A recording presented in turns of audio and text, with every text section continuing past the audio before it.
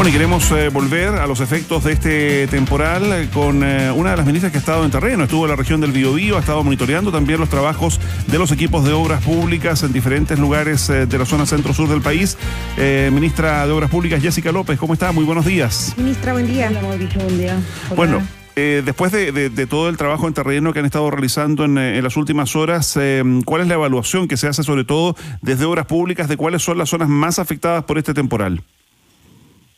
Bueno, las cifras bien claras. Estamos hablando de la región del Biobío con la cantidad de personas, viviendas y albergados que tenemos hasta la fecha, ¿no? Uh-huh. Así que eso yo creo que ha sido lo más duro.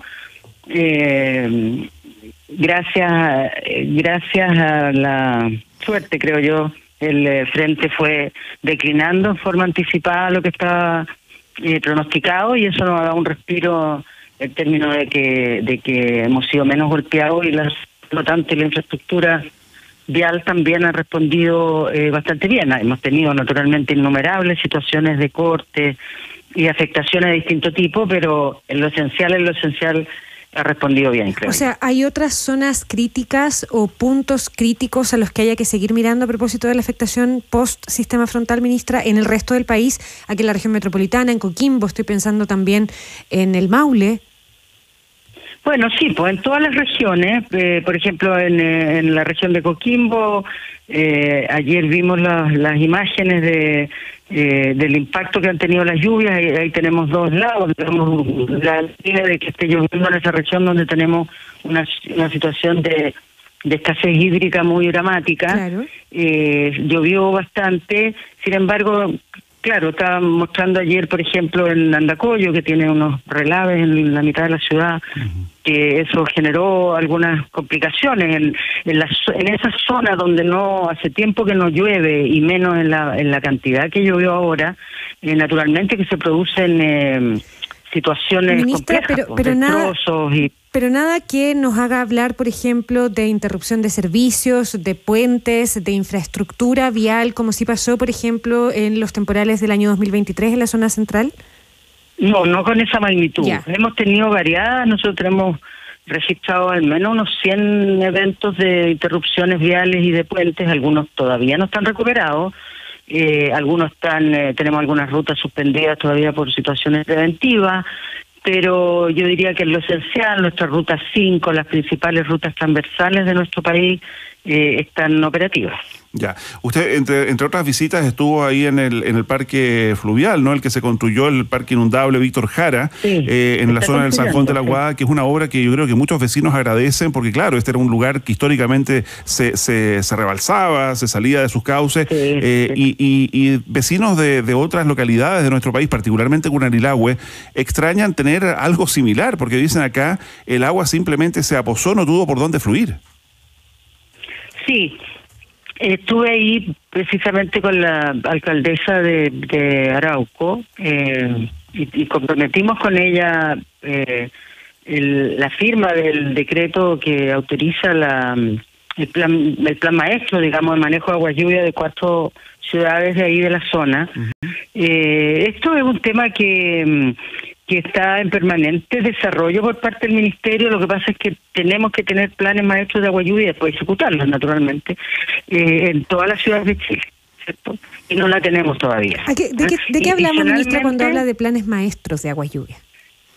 Hablo de una infraestructura que lo que hace es canalizar por las rutas principales de las ciudades las aguas lluvias, precisamente. Cuando eso no ocurre, las aguas lluvias, las personas lo que hacen en una respuesta muy natural es abrir las tapas de los alcantarillados, y con lo que eso y los alcantarillados, los sistemas alcantarillados no están preparados para recibir las aguas lluvias, entonces se rebalsan y tenemos ya ahí pasamos. Entonces todas las ciudades tienen que tener un sistema de aguas y canalizar esas aguas. También puede ser un sistema que permita infiltrar esas aguas, se van incorporando cosas. ¿Tenemos algún problema con la comunicación con la ministra de Obras Públicas, Jessica López? Conversamos con ella a esta hora en ADN Hoy a propósito del paso de este sistema frontal y los efectos que deja fundamentalmente en la región del Biobío, particularmente en la comuna de Curanilahue, ahí en la provincia de Arauco. Lo comentábamos también temprano, Mauricio, ¿no? Finalmente este tipo de emergencias dejan al desnudo varias situaciones que incluso tienen que ver con algunas desigualdades, con áreas que no tienen rutas pavimentadas, con áreas rurales que no tienen acceso a agua potable, con la falta de planes maestros en algunas ciudades del país. ¿Por qué se produce esa diferencia? Porque hay planes maestros en algunos lugares y no en otros. ¿Cuánto ha avanzado esos planes maestros de colección de aguas lluvias? Es relevante lo que nos muestra, porque además nos muestra ciudades que crecen de una manera desordenada, por decirlo de alguna manera, y otras cosas. Ministra, ahí estamos de nuevo con usted, estábamos hablando de las... de los sistemas de recolección de aguas lluvias. Exacto, de los planes maestros de recolección de aguas lluvias. Usted nos estaba explicando de qué se trata en lo fundamental, y yo también quería preguntarle ¿qué porcentaje de las ciudades de Chile hoy día cuentan con esos planes maestros? Hoy no tengo el número exacto en este minuto para darle, pero estamos permanentemente aprobando sistemas y construyendo, y además decirle que son sistemas que están vivos, en términos de que las ciudades siguen creciendo, se siguen desarrollando, y por lo tanto los sistemas de recolección de agua y evacuación tienen que seguirse adaptando, digamos, y creciendo junto con el desarrollo de las ciudades, así que es un proceso que no tiene fin. Sí. Y bueno, en las principales ciudades tenemos naturalmente, no sé, no me voy a poner a mencionar ahora, pero es un plan al que probablemente hay que meterle más recursos para enfrentar mejor esta situación. Es que a eso quería apuntar también, porque por ejemplo hay ciudades que tienen ciertas características, ¿no? Que tienen ríos, que tienen muchísimas fuentes de agua, o sea, claro, todas, pero que algunas están rodeadas por esos ríos, que es lo que hemos visto en Curanilahue, en el fondo. Entonces, esas ciudades, esas comunas debieran tener prioridad, entiende uno, en esa lógica, y ahí también debieran ponerse los recursos, ¿no? Sí, bueno, hay otra mirada que también plantea que la prioridad tiene que ver con la mayor cantidad de población, habitantes. claro. Sí, pero en esa zona se produce efectivamente una zona donde hay una cantidad de ríos y canales muy, muy grande. Así que ahí lo que estamos haciendo adicionalmente a la aprobación, al proceso de aprobación que ya está diseñado, ese sistema está diseñado, y es hacer un plan de manejo para esa cuenca, porque es extremadamente compleja la cantidad de ríos que hay ahí, y los estudios entonces que hay que hacer de cómo es la forma más apropiada de canalizar las aguas en las ciudades por una parte y mantener, digamos, adecuadamente la situación para el riego agrícola y los canales agrícolas, es algo que tenemos que combinar. Entonces ahí hay también un plan de manejo en desarrollo para eso. Ministra López, este temporal, como decíamos hace un rato, ha desnudado una serie de otras falencias que tenemos como país. Hemos visto cómo viviendas de manera muy precaria se construyen en laderas. Hemos visto anoche mismo la evacuación de un grupo de vecinos ahí en Talagante, porque claro, habían construido un campamento absolutamente irregular. Uno entiende las necesidades de vivienda que tiene tanta gente, pero estaban prácticamente en el lecho del río Mapocho. Y mi pregunta es, ¿qué autoridad, quién es la persona responsable de evitar que gente se instale en zonas que son zonas de riesgo?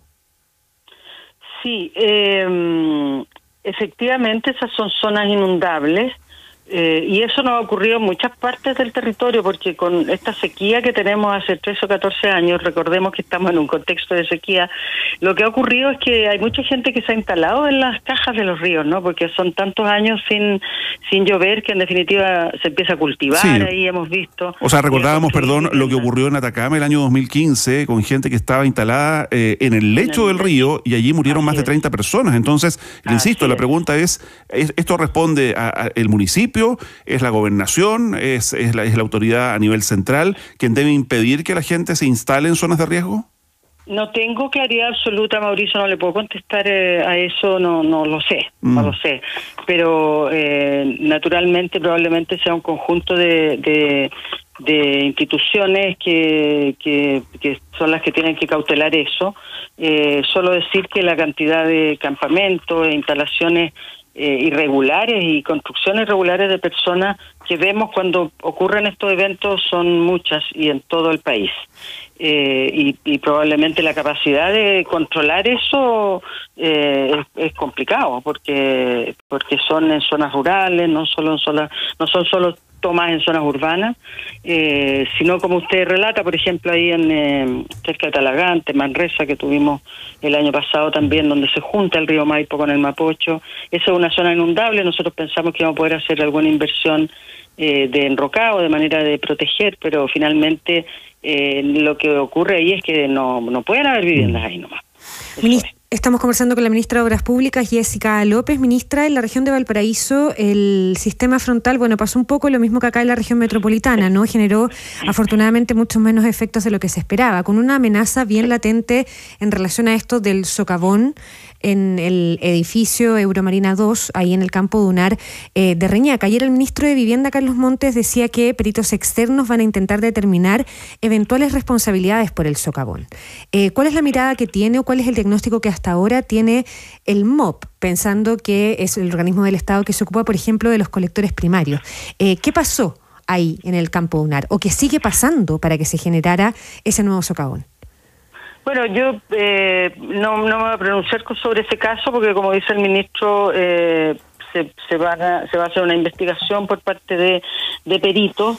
La experiencia que nosotros tenemos con la red de colectores primarios tiene que ver con, primero, que los colectores sean naturalmente diseñados apropiadamente. Y menciono esto porque no es como obvio, ¿no? Porque los colectores diseñados apropiadamente también tienen que ver con qué cosas tienen que enfrentar, ¿cierto? Y por lo tanto, nuestros colectores, yo diría, en general nuestra infraestructura no ha sido a lo largo de las décadas construidas pensando en los patrones de lluvia que estamos viviendo en los últimos 10 años. O sea, ahí entra el factor cambio climático que no se puede sacar de esta ecuación, digamos, ¿no? Absolutamente, a eso me refiero, y que tendremos que ir naturalmente incorporando, hemos estado incorporando aquí para adelante, pero que hay otra infraestructura que tendremos que adaptar, mejorar, corregir de lo que hay, digamos, ¿no? Porque no está considerado, por ejemplo, nos ocurrió a nosotros con el colector en Concón el año pasado. En Kandinsky. Efectivamente la cantidad de lluvia que cayó, en el tiempo que cayó, el colector no estaba diseñado para eso. Y esto es una cuestión, los hidráulicos saben de esto, yo no soy experta, pero es como de sentido común entre la cantidad de agua, la pendiente de ese colector, la velocidad que agarra el agua, significa una fuerza que el colector finalmente no pudo acoger nomás. Y hoy día estamos construyendo otro que considera eso.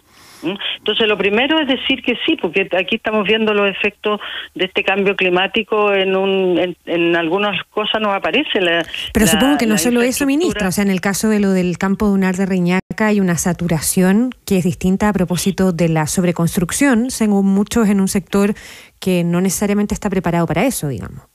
Bueno, esa es otra conversación que yo creo que probablemente es la más estructural y que tiene que ver con que, sin dudar de la calidad de la ingeniería chilena, porque yo creo que eso está fuera de duda, lo que está en duda es si un campo dunar tiene la fortaleza, digamos, como terreno, ¿no? De acoger la cantidad de construcciones que se han hecho ahí. Yo lo pongo en duda porque ya los eventos se están repitiendo, ¿no? Sí, ¿usted se compraría un departamento ahí? No me compraría ahí, pero no es por eso, me gustan los barrios más tranquilos. Ok. Oiga, ministra, perdón, pero cada vez que viene una lluvia, esto tiene siempre dos caras de la moneda, y escuchábamos a algunos auditores, sobre todo de la región de Coquimbo, afectada por tantos años por la sequía, que recibían con mucha alegría justamente estas lluvias. Yo no sé si ya tiene algún reporte respecto de lo que ha pasado allí con los embalses, con La Paloma, Puclaro, en fin, porque estaba viendo registros, por ejemplo, inusuales en Canela, más de 50 milímetros en las últimas horas, en Salamanca, 96 milímetros. O sea, yo creo que eso se recibe de verdad con mucha alegría, más allá del riesgo puntual que hubo en algún momento de activación de quebradas. Así es, eso de la activación de quebradas, sobre todo después de tantos años de no recibir agua, es un riesgo que hay que estar atento a eso, pero sobre todo la alegría. Estábamos enfrentando una situación bien crítica de insuficiencia de agua en Ovalle. Llovió bastante, se está recuperando en parte, también el embalse La Paloma es gigante, no pero igual han entrado una cantidad importante de agua que nos va a permitir afrontar los próximos meses con mayor tranquilidad. Entonces sí, pues tiene dos caras que también fueron lluvias bien fuertes en cortos periodos de tiempo y tuvieron afectaciones en los cauces sobre todo, ¿no? Uh-huh.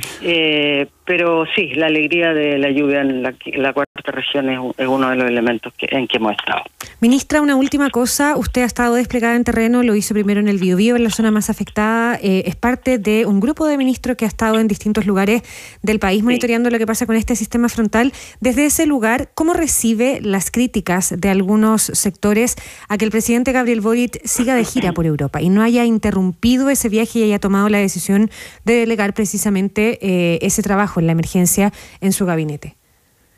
Bueno, yo creo que es muy mezquino eso, no da cuenta de lo que necesitamos hoy día en nuestro país. Además, imagínense, el presidente hubiera vuelto y el frente ya terminó. No, yo creo que hay que diferenciar las cosas de Estado. La infraestructura institucional del Estado tiene su operación regular. Los ministros hemos estado en terreno, la vicepresidenta está al mando, el ministro del Interior muy activo también. Y dentro de todo, quiero decir, no quiero achicar el tamaño del impacto que ha tenido este frente, con la cantidad de damnificados, de viviendas con daños de distintas consideraciones, albergues, la interrupción de agua que en este minuto se está resolviendo en Curanilahue.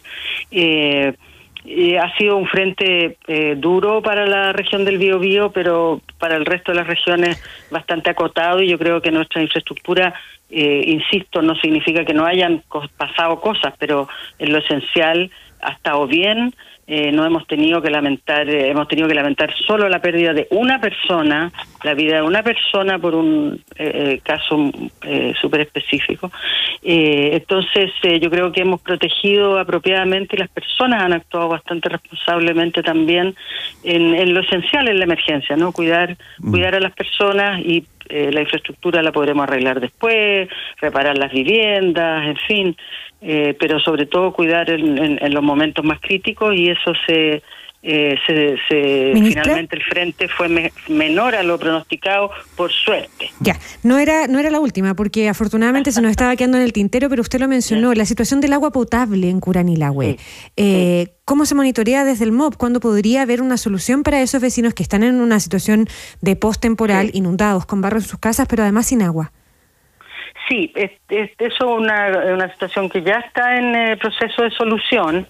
Las reparaciones que la empresa estaba haciendo para reponer el agua también fueron afectadas por lo mismo que hemos tenido en varias localidades, que son remociones del cerro donde iban las conducciones.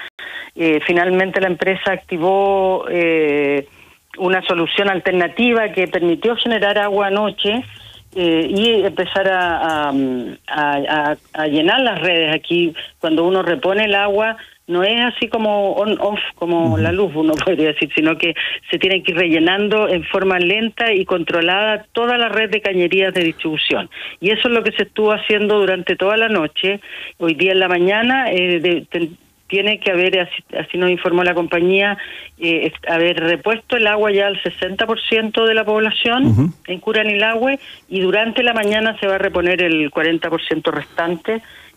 Así es que sí, pues es una situación bien delicada no tener agua, no solo para el consumo, sino también para cuando se inundaron esas casas.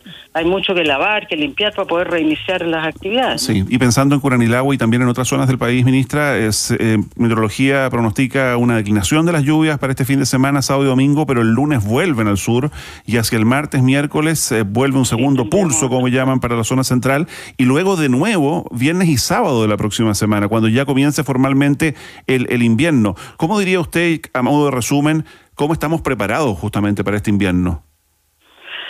Bueno, siempre vamos a poder responder mejor en la medida que los eventos sean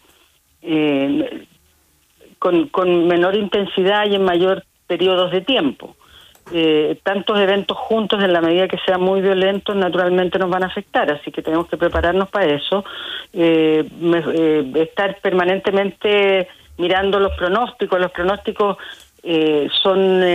nuestros sistemas, tenemos que fortalecer nuestros sistemas de pronóstico meteorológico porque todavía tenemos bastante por mejorar en términos de que los pronósticos con 2 días de anticipación, con 1 día de anticipación sean más certeros porque si no se genera alarma pública que después hay que bajar, en fin. Entonces tenemos que invertir también ahí. Preocupados, si este tema durante todo el invierno hay que estar atentos a estas situaciones. Yo creo que nuestra infraestructura en lo general está preparada, pero naturalmente cuando aparecen estos eventos tan violentos, ahí tenemos situaciones reales que estar al lado de las personas como Estado, digamos. Ya, pues, ministra Jéssica López, ministra de Obras Públicas, de nuevo muchísimas gracias por estos minutos en ADN hoy. Gracias, ministra. Bueno, que esté muy bien. Igualmente.